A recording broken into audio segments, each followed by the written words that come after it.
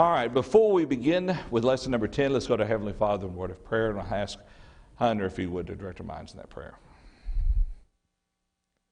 Let's pray. Dear God, thank you for allowing us to be able to assemble this evening and be able to study your word and to more about you.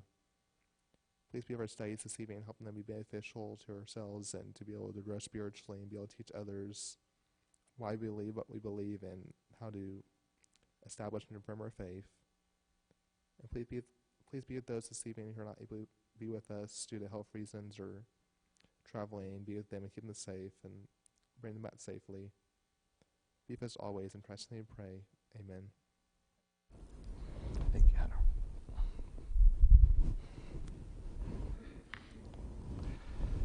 All right, so in lesson number 10, we're going to look at the discussion of creation versus evolution. And there's some very interesting information in this lesson, and there's a good bit of quoting within this, and the author who compiled the lesson documented where the various quotes have come from, and you'll see them there at the end of lesson number 10. But let's go ahead and jump right into this particular lesson here. One of the things that we're going to sing a song here. Try it again? Okay.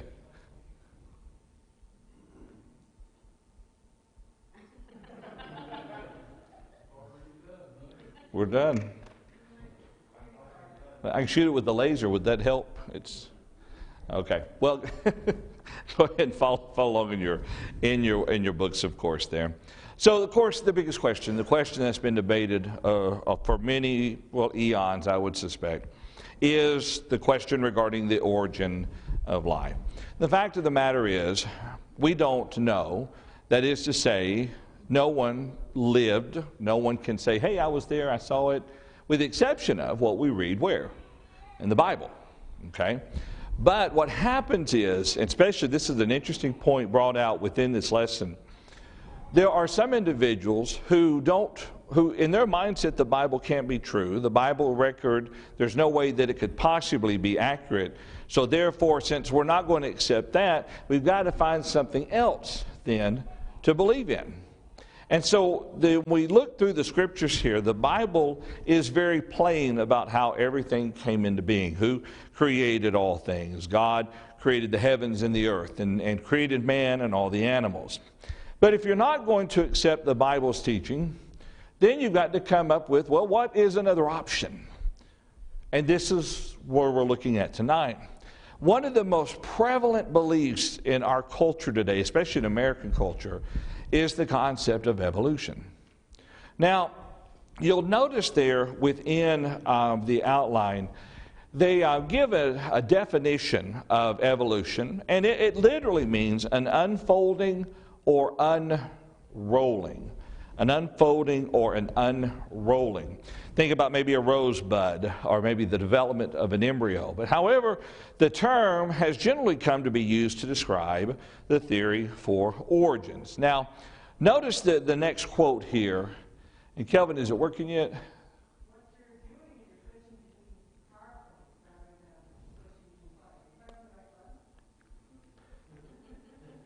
For 12 years, I pressed that button. We may have to unplug and replug the receiver up top there. There is a program that runs in the background where there's a particular profile that should automatically be loaded every time that is configured for this particular controller. But if the profile is messed up or corrupted, then it would default to a different set of control. Y'all didn't need to know that, but he does, so. I think it's the first time we've actually had to do with this for a while.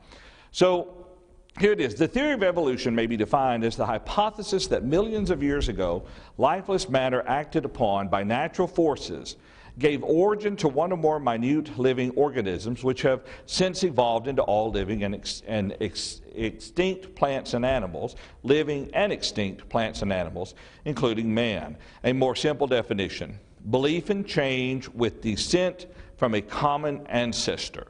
Evolution, as defined here, involves pure chance. In other words, it is the idea that life somehow or another began from nothing. And we've talked about this before in a series about where life began. There's 7 different theories, I believe it is, regarding how life came to be. And they really don't know how life came to be, so they come up with different options. And one option is a spark in a chemical created life, the cell, this amoeba, and it increases or a descent, if you would, from a common ancestor. In other words, the multiplication and all that of the cells, and then evolving into this creature, and then because of needed changes evolves into that separate species, and so forth, and so on.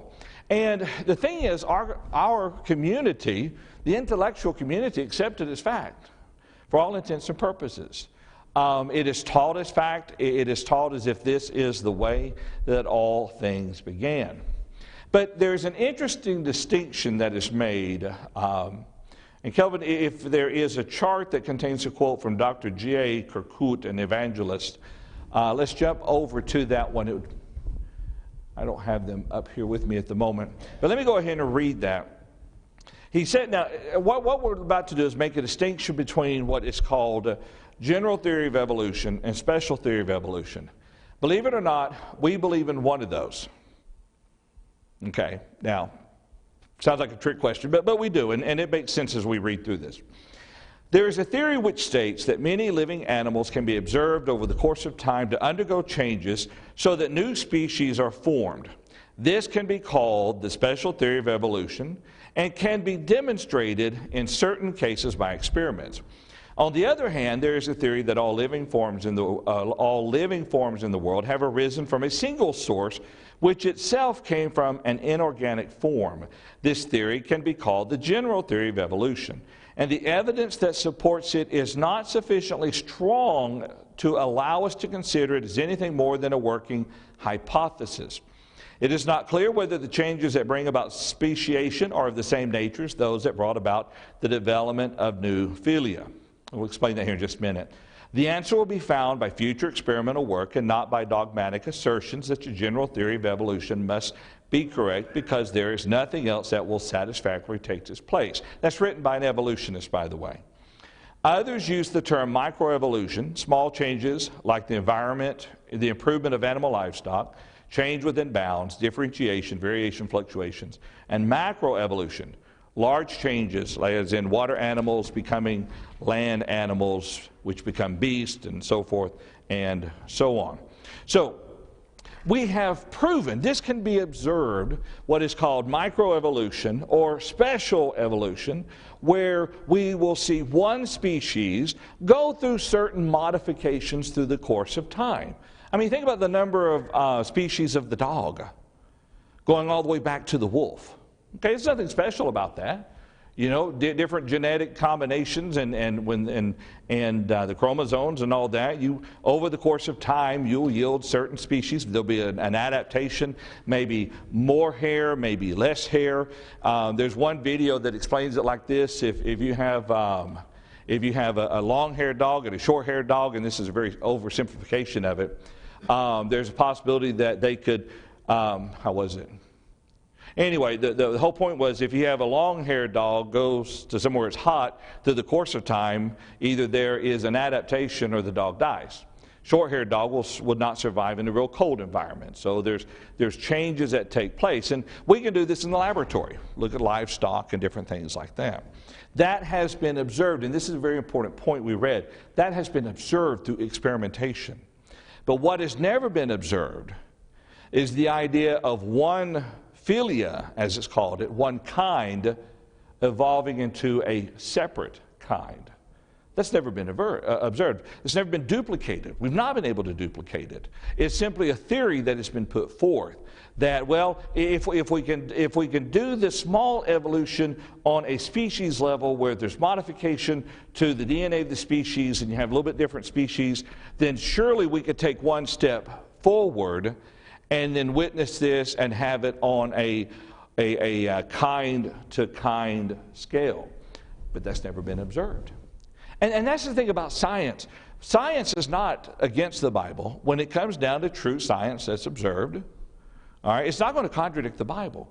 It's when the theories are generated, when the hypotheses are presented, and no one can disprove the hypothesis, so it becomes a theory, and the peer reviews, they all consider it. The theory then becomes acceptable until disproven.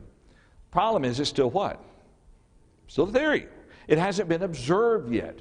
And so this is a very interesting point that, and even within this own quote, he makes the distinction there regarding the general theory. He says, then the evidence that supports it is not sufficiently strong to allow us to consider it as anything more than a working hypothesis. Okay? So even someone who holds closely to the concept of evolution must acknowledge that it has never been observed in the way that they're trying to teach it, the way that they're trying to get us to accept it. Another quote we have here, all reputable biologists have agreed that evolution of life on Earth is an established fact. The first point to make about Darwin's theory is that it is no longer a theory, but a fact. Such statements could be multiplied many times. Their intent is to teach that indeed evolution is a fact of science, and that anyone reputable, anyone entitled to judgment, accepts evolution as a fact. The problem is, it's not a fact. It's not.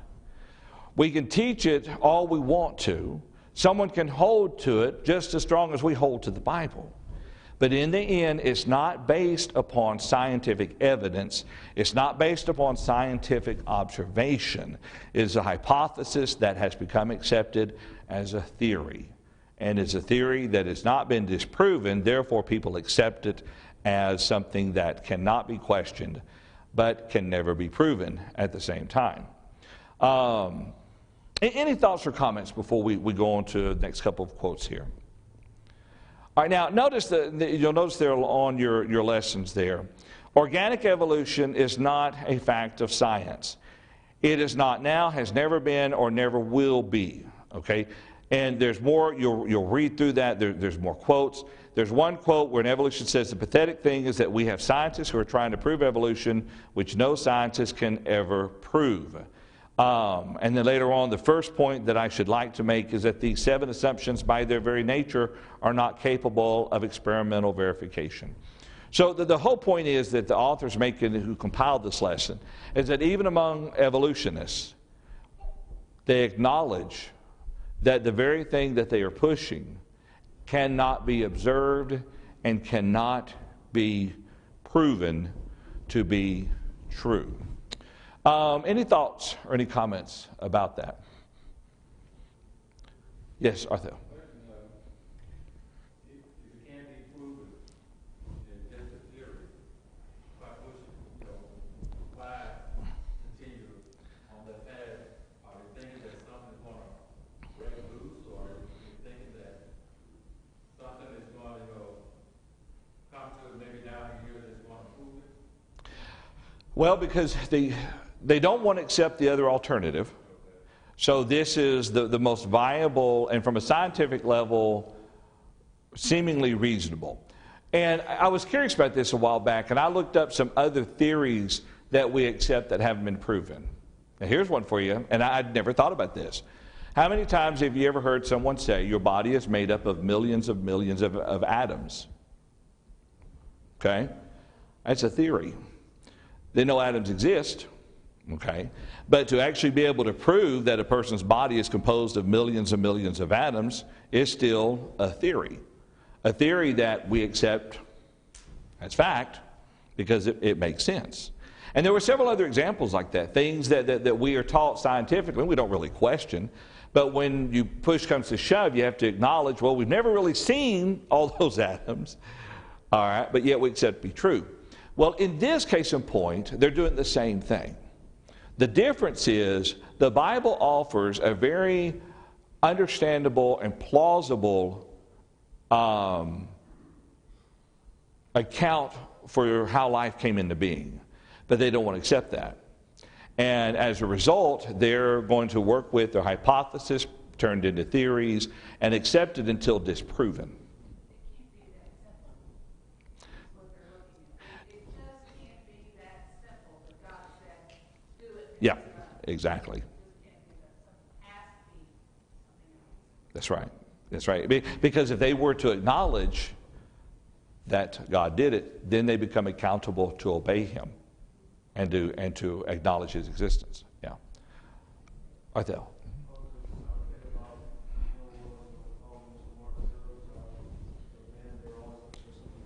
Mm-hmm.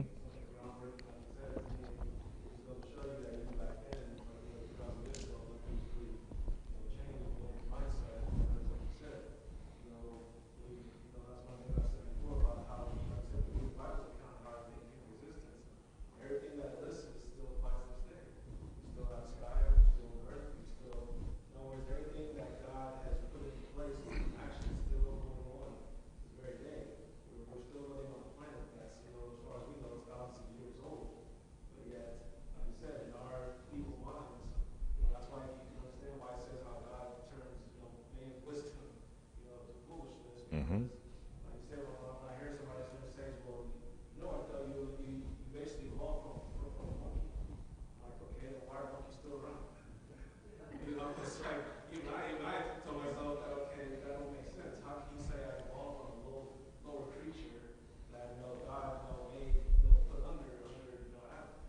Yeah, yeah.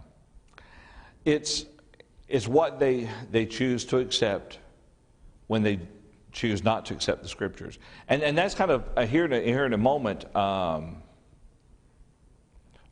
look. Let's see. Is it still right there? Well, notice above the supposed proofs for evolution, there. Let's read that last paragraph. Why do people believe evolution? Now, if you'll note there, the quote is coming. You'll see footnoted number 2. It's Bert Thompson, Waynes Jackson Study Course in Christian Evidences. All right. Why do people believe evolution? Why is evolution such a popular theory? Here's 3 reasons. The main reason most educated people believe in evolution is simply because they have been told that most educated people believe in evolution. Come on, think about Mars Hill again. The knowledgeable people. You're going to know this wisdom. You're going to understand this wisdom. Number 2, evolution itself is accepted by zoologists, but because it has been observed to occur, not because it's been observed to occur, or can be proved logically with coherent evidence, but because the only alternative, which is special creation, is clearly incredible. Okay, think about that. It's too incredible to believe that a God created animals. So the only alternative that seems reasonable to them is evolution. And then the third one there is some are honestly convinced that there is evidence to support such a belief. And think about this, although it's not the greatest of examples, but how many times have you heard people say, don't believe everything you read on the internet? Okay. Now people are wising up a little bit. I don't know so much about YouTube. If you didn't know, the earth is still flat. There's a whole boatload of people who press that. And I'm standing on a flat floor, so it must be flat. I am making fun just a little bit of it.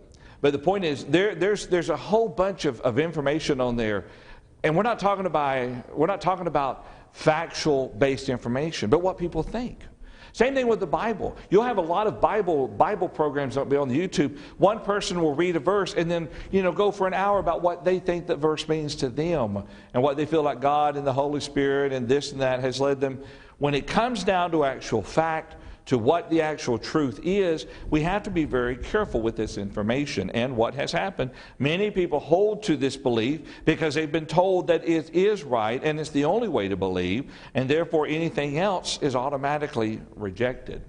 It is kind of a self-propagating type of system there. Any thoughts or any comments? Any thoughts? All right, let's look at a couple of supposed proofs of evolution. And please keep in mind, when we read through this seems pretty straightforward. But highly intellectual and knowledgeable scientific people on both sides of the fence. I know of very knowledgeable Christians who are opposed to evolution, but there are a lot of knowledgeable people that if you tried to go one-on-one with them about it, they're going to talk over your head and everything just because of the level of their intellect. But what we're looking at here is kind of boiling it down to more of the simpler things that oftentimes people use to support evolution. For instance, there was one idea, although if you read through this, you'll find that has been pretty much it's been pretty much debunked. And that is the comparative embryology. And what he goes on, he works off of Darwin's assertion and origin of the species. But this Haeckel fella there, have you ever seen one of those pictures where it shows the development of an embryo of a puppy, of a monkey, and maybe a fish, and a human? Well, when they all get started, they look a lot alike. And they get a little bit older. It's not until maybe a quarter of the way in the features begin to differ a little bit. And so this guy put forth the notion that the embryonic development was a duplication of the evolutionary process. That if you watch that, you would see a mimicking of the evolutionary process within the womb of whatever animal. But this theory has been rejected through the more recent years. And what he says here, this one evolutionist, Sir Arthur Keith, says it was expected that the embryo would recapitulate the features of its ancestors from the lowest to the highest forms in the animal kingdom. Now that the appearance of the embryo at all stages are known, the general feeling is one of disappointment. The human embryo at no stage is anthropoid in appearance. The embryo of the mammal never resembles the worm, the fish, the reptile. Embryology provides no support whatsoever for evolutionary hypothesis. And this guy who put this forth, according to the material here, was a painter and even put together images that were somewhat doctored to kind of show his belief. But when questioned why this has been debunked for over 100 years, why is it still being taught? The point is that it's pretty clear cut and easy to hand out to the students. It's just one arsenal, if you would, that you put in your bag to support evolution, when itself, this theory, has been debunked. Now, and we'll talk about comparative anatomy here in just a moment, but let's think about this for a moment. Have you ever wondered why the dog has 4 limbs, cat has 4 limbs, the bear, man, the monkey, I don't know, duck-billed platypus, the whale, well, not the whale. The seal? I don't know. Anyway, but did you ever think about why they all have 4 limbs? Have you ever wondered about why we appear to be similar? This we'll get to a little bit later. Would it not make sense that it would be one creator with a common pattern that is adjusted based on whatever animal he is creating? And so we'll talk about that here in a moment. Any thoughts, comments before we talk about vestigial structures? All right. Oh, go ahead, Travis.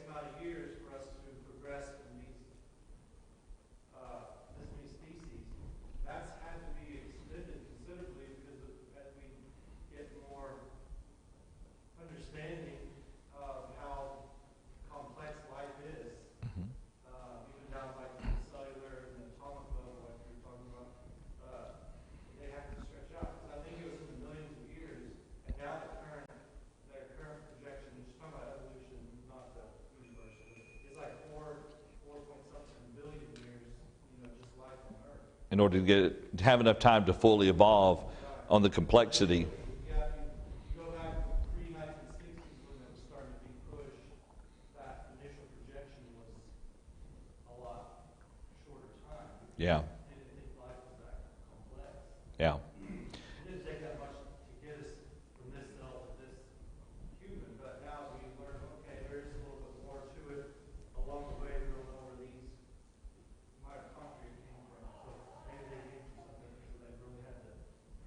Yeah.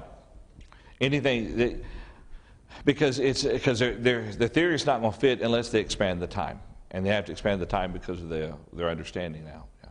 Blake. Oh, Junior. I did, but he shook his head. He'd already disagreed with what he was going to say.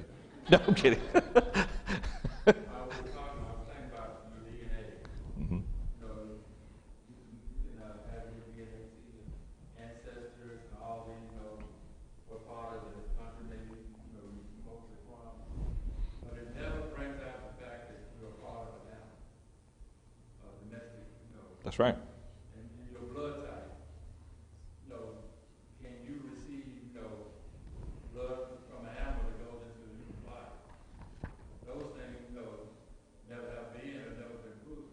Let someone else know anything about it. But just that fact alone, that evolution really, like I said, just a theory. But creation is the truth. Yeah, that's right. That's exactly right. An interesting point that you mentioned there, and we'll talk about it here a little bit later. Even our scientists has determined that there are certain amino acid sequences that we share in common with other living beings. But that doesn't mean that we evolved from them. As a matter of fact, the information he'll give here in a little bit, there is a connection there that they thought was part of the evolutionary process. What they're finding out now, the amino acid commonalities doesn't match up. But my point is, it still comes back to one creator. I think about this on an electronic level. All right, think about, I don't know who to ask. Travis, you're one of the engineers. I'll ask Travis.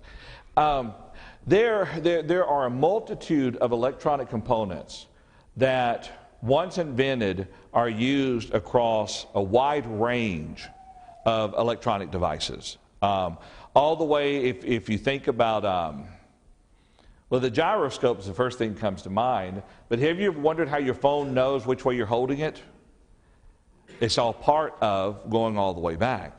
And so what they have, and think about little bit of diodes. I remember listening to a radio interview a number of years ago with the man who invented the blue diode. The blue diode was something hard to do, and they finally got that blue color out. Now, how many of your TVs have a blue diode on the front of it? The point is, just like in the way that engineers work with things, you're going to have one part that is designed that is end up being used across a whole wealth of electronic components. Well, the body, the human life, the animal life is no different. Because of the one creator, there's going to be things that work all the way across most animal species. All right, certain animals, if you're going to live underwater, okay, they can't use the lung capacity to pull oxygen from the air because they're underwater. So the Lord altered their development so they could pull oxygen from the water. And so people look at the commonalities and say, well, see, that proves evolution. It doesn't. It proves that there's one designer, but behind it all.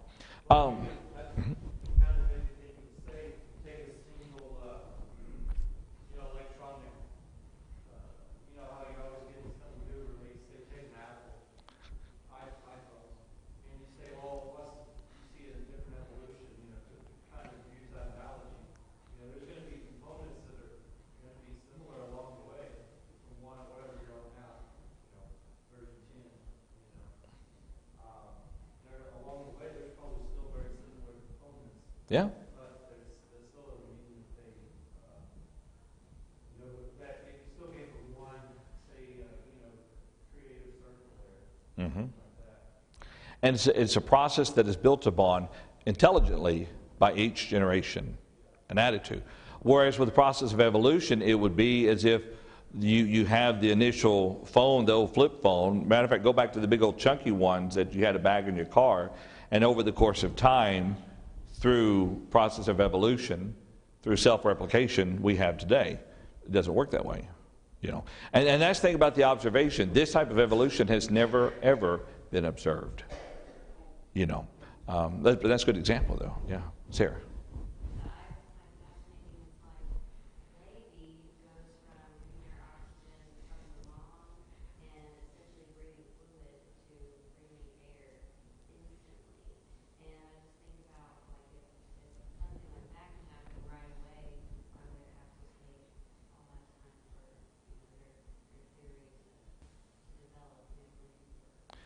Well, in the beginning, it was easier. If you were a single cell, you just split.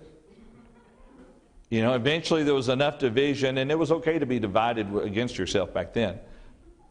Okay, poking a little fun at it. But isn't that amazing?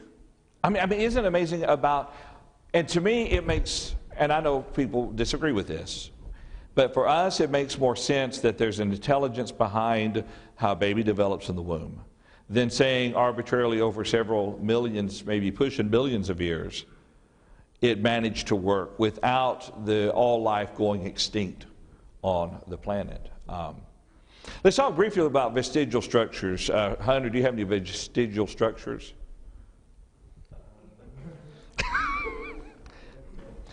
One time, did you know you had 180 of them? But now you don't have any?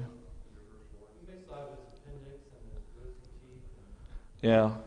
Now, what I mean by they use vestigial structures as an argument for evolution. In other words, years ago, our predecessors, whatever form they were, needed these organs.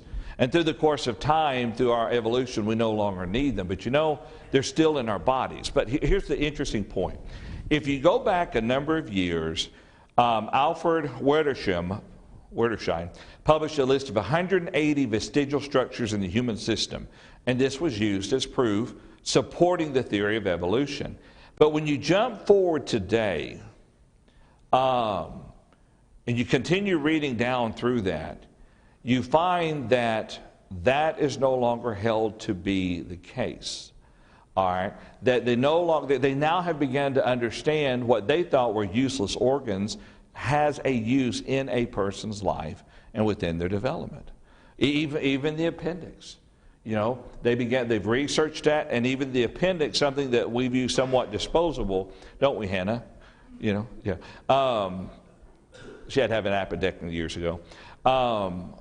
So-called useless appendages are actually useful and have a function in our system. But the problem is, it goes back to what I mentioned a while ago. When you go back 100 years ago, how great was our medical knowledge compared to today? It was minimum, wasn't it, compared to what we have today? And so, understandably, they would think, oh, we've been taking out appendixes right and left because they get infected and interrupt and everything. Apparently, we don't need them.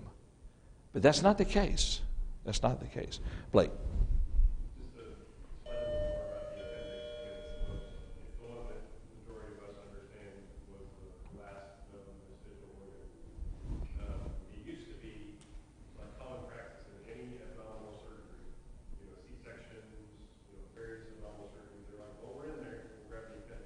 And that was the thought process, because it didn't serve a purpose, it was just there, might as well get it, so prevent, it rupturing later. Yeah. The idea. So we're already there, we'll take it. And then they started realizing that people who didn't have a problem with their appendix had complications later on down the road. And now, through research, they've determined that the most likely function of the appendix is bacterial storage. The idea that your body has bacteria inside of it that keeps things in balance. Mm-hmm. And the appendix has some still unknown, like fully understood function in keeping your body's bacterial balance along, which is why I was infected with that storing bacteria. But it's the sort of the final 180, if you will, that we didn't know it 30 years ago. And so then we started realizing maybe it's not, maybe we shouldn't Yeah. take that as nothing, because it really affects people in certain ways. And now, through the technology we actually have some understanding, although not fully yet, but we definitely know that it has some purpose for people. There's a design. Yeah, that's a good point. Appreciate that explanation. Yeah. All right, any other thoughts? Ms. Kathy? I just want to bring up Romans 1:25. It said, "For they exchanged the truth of God for a lie, Yeah. and worship and serve the creature or creation, rather than the Creator who is blessed forever." Yeah. And so you go back to Genesis 1:1, in the beginning, God created the heavens and the earth. And then you look at Ecclesiastes, and it says, "If they saw all that God had done, no one can comprehend what goes on under the sun. Despite all their efforts to search it out, no one can discover its meaning." So no That's matter right. what we know, just because we know something doesn't know everything, but we know everything. And that, I've listened over and over to that Different people have different approaches, but this has all happened in 100 years. Yeah. All these recent discoveries that they have for 100 years, that they perpetuate that, and look at the slippery slope that we've fallen to now. That's Whether right. they're accepting homosexuality, all the divorce, all the broken families, Mhm. all the things that they put in place that's on television now, and they're doing it systematically. It's being done by design. What they're doing is being Yeah. done is breaking down because they're rejecting God, and those scriptures are showing that they would. And we see it a lot in our culture and our society, but it's always been this way. People who reject the truth, you got to fill the void. And man seeks something greater than himself. And if we're not going to accept God, we've got to figure out something else. Yeah, yeah. The last section here, and I'll ask if you would to read through this, because there's a lot of technical information in here of sorts. But they use the argument of comparative anatomy, as we've already talked about, as being evidence of evolution. But when you read through this, you find that it is not as open and shut as what they would like for you to think that it is. And also, and what we referenced a while ago, look down at the bottom of page number 4.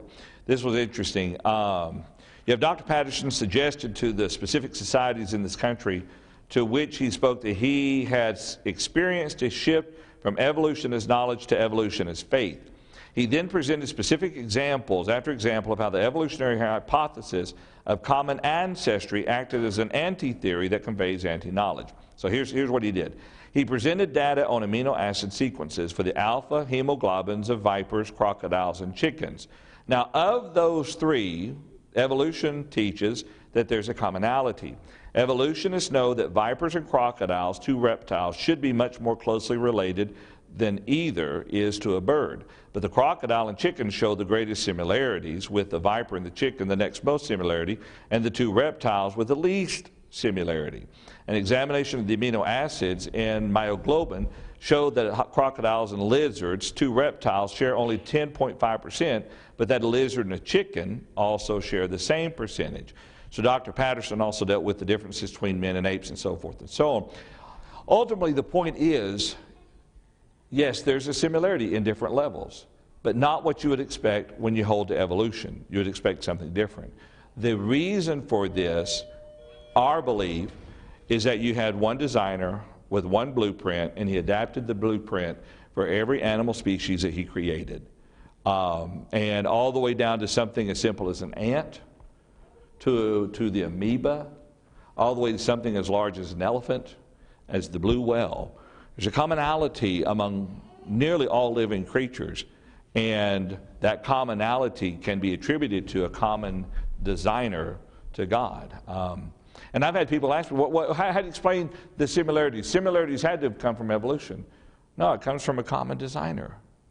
I mean, can I prove it? I take the Bible's faith. Can they prove it? No, they take evolution as faith. That's what it boils down to in the end.